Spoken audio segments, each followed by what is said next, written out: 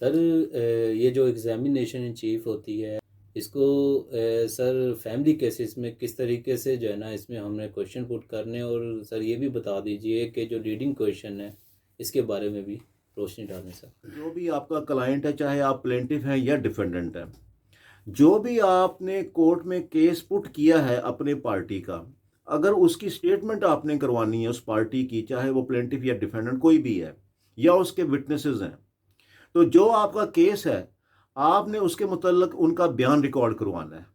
ये जो आप बयान रिकॉर्ड करवाते हैं अपनी पार्टी का या उनके विटनेस का, इनको कहते हैं एग्जामिनेशन इन चीफ। इसके ऊपर फिर दूसरी पार्टी जो है वो इसके ऊपर क्रॉस एग्जामिनेशन करती है।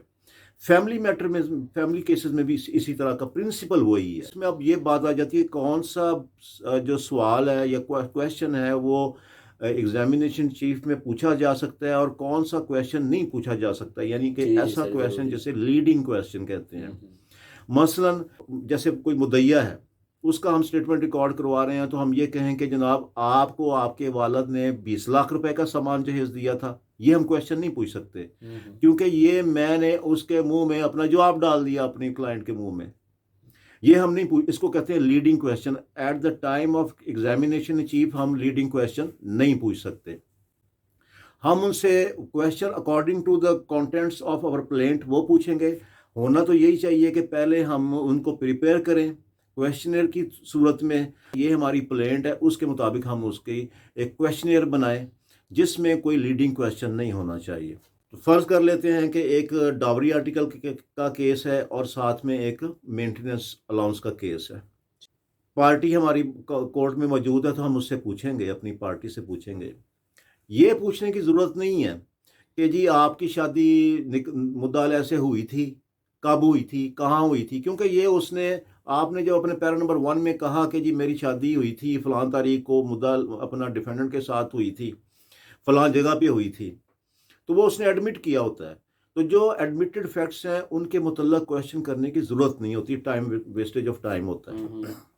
आप ये कर सकते हैं कि क्वेश्चन उससे ये कर सकते हैं कि अपनी जो भी आपकी मुद्दइया है कि आप ये बताएं कि आप इस वक्त किन के साथ रह रही हैं। जी मैं अपने वालिदैन के पास रह रही हूँ। हम्म। आप अपने, आपके बच्चे कहाँ पे रह रहे हैं? मेरे बच्चे भी मेरे साथ रह रहे हैं। आप अपने पेरेंट्स के पास क्यों रह रही हैं? ज़ाहिर है वो बता, प्लेट में लिखा होगा मुझे घर से निकाल दिया मार पीट के, गालियाँ दे के, या मेंटेनेंस नहीं देता था, कुछ नहीं करता था। तो आप पूछेंगे कि आप अपने वालिदैन के घर में क्यों रह रही हैं? ये नहीं आप पूछ सकते कि जी आप अपने वालिदैन के घर इसलिए रह रही हैं कि उसने आपको मार पीट के निकाल दिया। This is a leading question. आप कहेंगे कि आप अपने वालिदैन के घर में क्यों रह रही हैं? वो बताएगी कि मैं इसलिए रह रही हूँ कि उसने मुझे मारा पीटा, अब्यूज़ किया, मुझे मिसबिहेव किया, या मुझे खर्चा वगैरह नहीं देता था। वो आपने अपनी प्लेंट के मुताबिक वो उसका जवाब दे देगी, आपने उसको प्रिपेयर किया होगा पहले से। ठीक है। अच्छा, आपने कितना जो है वो इसका मेंटेनेंस, अपना मेंटेनेंस कितना क्लेम किया आपने, वो बताएगी मैंने इतना किया है। अच्छा, आपने जो अपना मेंटेनेंस इतना क्लेम किया है, फ़र्ज़ करें 15,000 या 20,000, तो ये आपने कैसे कैलकुलेट किया?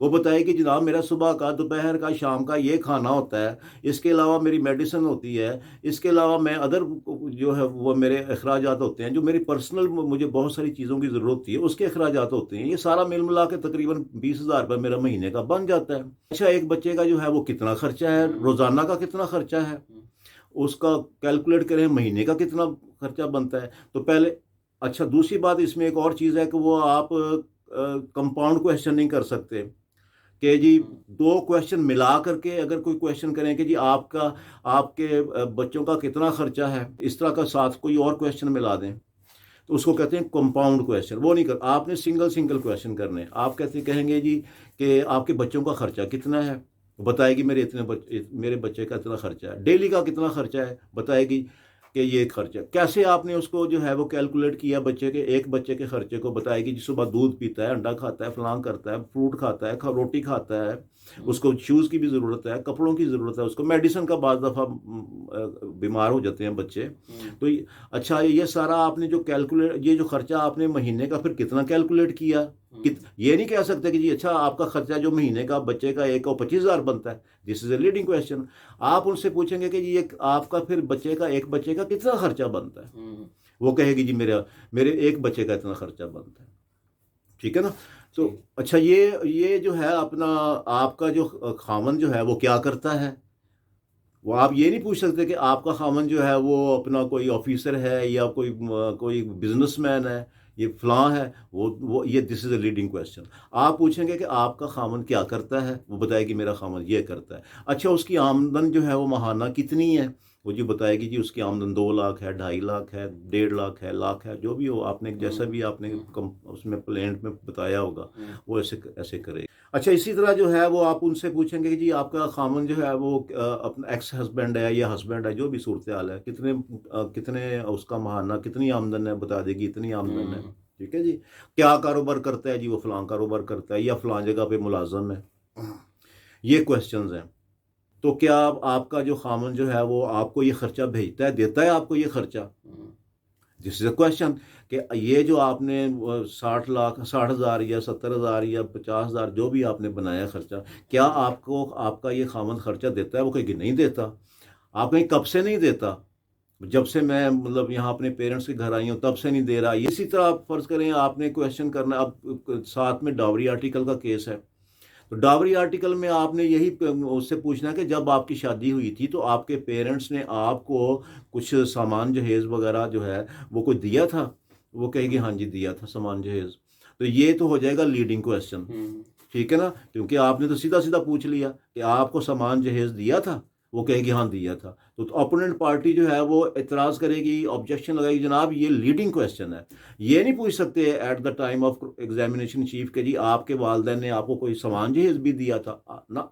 आप पूछें उसे कि आपकी शादी के वक्त आपके वालिदैन ने आपको कुछ दिया था,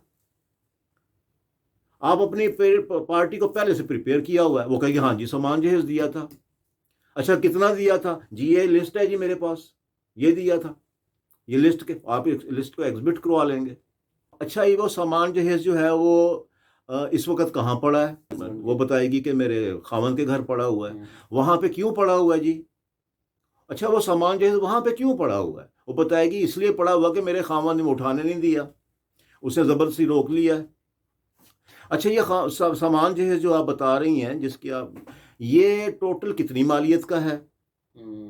अब ये नहीं कह सकते कि जी ये सामान जो है टोटल 18 लाख का है या 20 लाख का है, this is a leading question. आप पूछेंगे कि ये सामान जो है कितनी मालियत का है, वो बताएगी जी ये इतनी मालियत का सामान है।